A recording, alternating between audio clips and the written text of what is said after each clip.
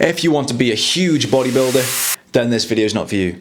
This is for people who want to look aesthetically pleasing. You want to have this beautiful physique that attracts girls and not guys, because if you get a bodybuilder type physique, you'll get more compliments from guys. This is the perfect physique to have, which is an ectomorph. At the start, us guys are very skinny, but when you build the muscle mass, you will actually look the best physique. The first part I'm going to talk about is training. Without training, your muscles don't have the stimulus to grow. But the wrong training and diet and habits are even worse, because you'll be putting in all this hard work and just still not seeing any results. So here's everything you need to know to build an aesthetic physique in just 1 year. You have to do everything perfect, which is what I'm going to talk about in this video. The first part is your workout split. So what you're going to do is legs, push, pull.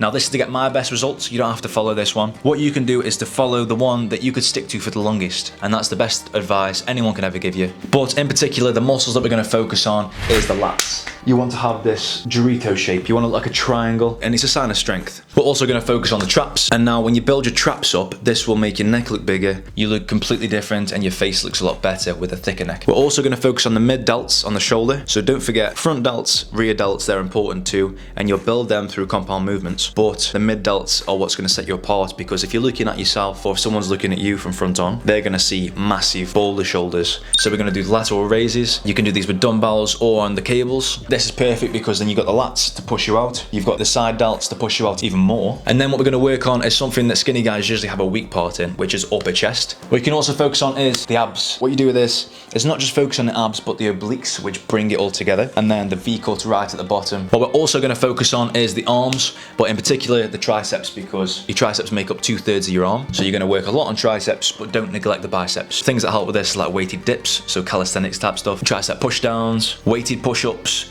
bench presses. And the last thing I'm going to say for this is your legs. Make sure your legs are a medium strength. Don't make them too massive like a bodybuilder, and neglect your upper half, and don't have skinny twig legs. So just look at yourself in the mirror and you'll see, is my upper half representing the lower half too? You've got to have a nice proportion. Make sure everything's equal. Also with like calisthenics and stuff like that, if you start practicing weighted calisthenics, that'll build your muscle and strength really fast and make you look shredded, and that's what draws the most attention. So let's get back to training for a second. What you're going to do is go from strength to growth. Obviously for strength, you're going to train heavier weights with less reps. And then for growth, you're going to train more reps with less weight. And you're going to switch it every month to every 2 months. Don't forget weighted calisthenics.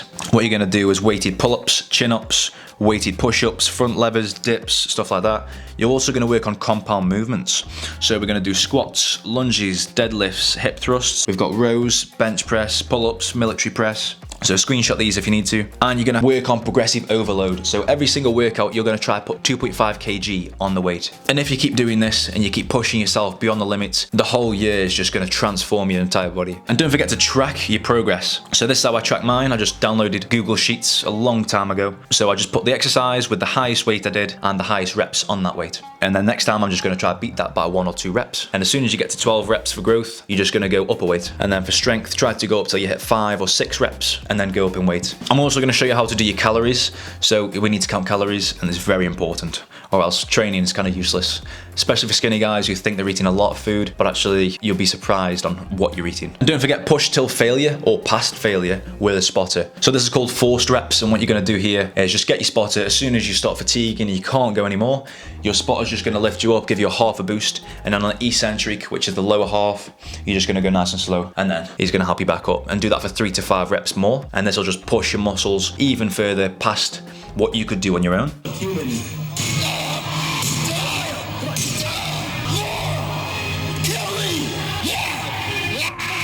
So this is how to avoid injury and pain now.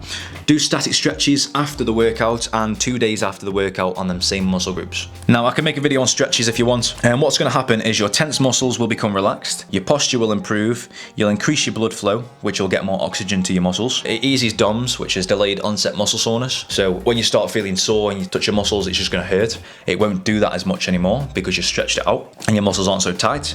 It reduces your chance of getting injured with a pulled muscle, and it improves your physical performance. So there's no reason not to stretch. You'll get lower on your squats, you'll get better form on your squats, you won't pull your back out. It's just a no-brainer. And the next part is diet. So when you want to look at your peak of aesthetics, aim for 8 to 12% body fat. And now with your diet, make sure your training's intense, or else there's no point eating big. You can't build muscle that fast without a surplus of at least 250 to 500 calories per day. Those calories won't go towards your fat, they'll go towards the actual muscle that needs repairing. Anything over that is going to go to fat. So how many calories do you actually need?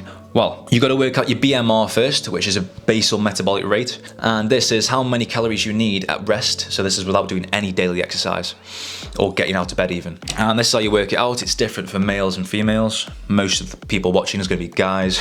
And your TDEE is what you're going to do next. And this is actually including the exercise. So have a look at this graph. If you work out 3 to 5 times a week, you're going to times this number by 1.55. And that's going to work out how many you need in a day to maintain your weight. That's your TDEE. And now you need a surplus. So you need to add 250 to 500 calories. It's up to you how much you want to gain weight, how fast. Don't go over 500 or else it'll just go towards fat and you'll get fat on your stomach or whatever it goes. And also protein, weigh yourself, whatever kg you weigh, times it by 1.6 to 2.2. 2.2 is the upper mark. So if you don't have too much of a big budget, then you can't be spending all this money on this protein. So don't go for 2.2 times your kg, just go for 1.6 or maybe 1.8 because that's a safer option. I weigh 81.5 kg this morning, so I need at least 146 grams of protein per day. Obviously spread this out and don't forget to track it. You've got to track your food. Even if you just do it for a week, I've tracked mine for a week and you should see what I've been doing. So on day one, I had 5,204 calories and literally the whole week was just lots of food. And this is way too much food, by the way. So my calories should have been 3,000 to 3,200, but that'll just gain fat over time, but it was just fun for the week. So if you don't want to do all this hard work of writing down, it's only for a week, it's not that hard, but most people just can't be bothered to do that. So what I recommend is NutriCheck or MyFitnessPal. You take a picture of the label and it'll tell you how many calories, protein and everything's in it. The next point is, are supplements useless? It's good for whatever you're lacking in your diet really, but they're not a magic formula like some people think. I've had someone ask me the other week, do you know the My Protein tubs? She's taken it, she's bought a massive tub and they don't go to the gym at all, they don't do anything. They just drink that and expect to gain a load of muscle. And I told them that's not how it works. So your real food is your priority, but there are some supplements to consider.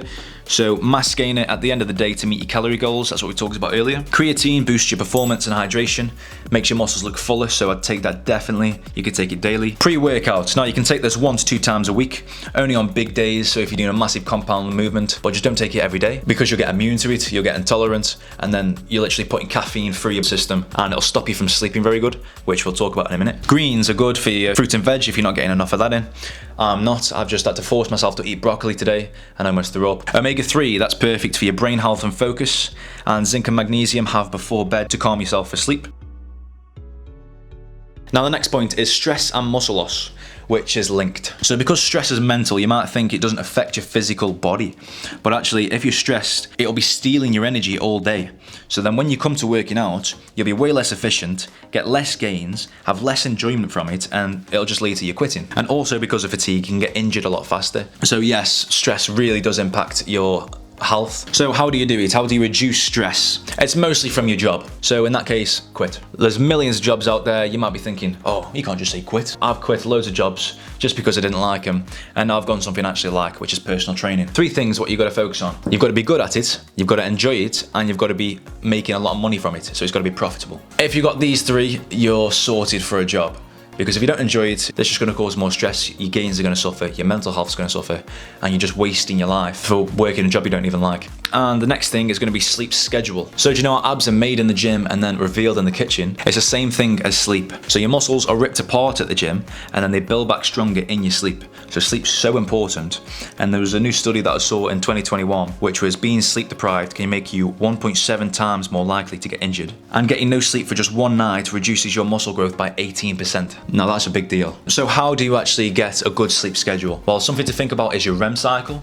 So every 90 minutes, so you go down into a deep sleep and then you come back up. So you're just going to times that by how many hours you need. Try not to wake up in the middle of a deep sleep.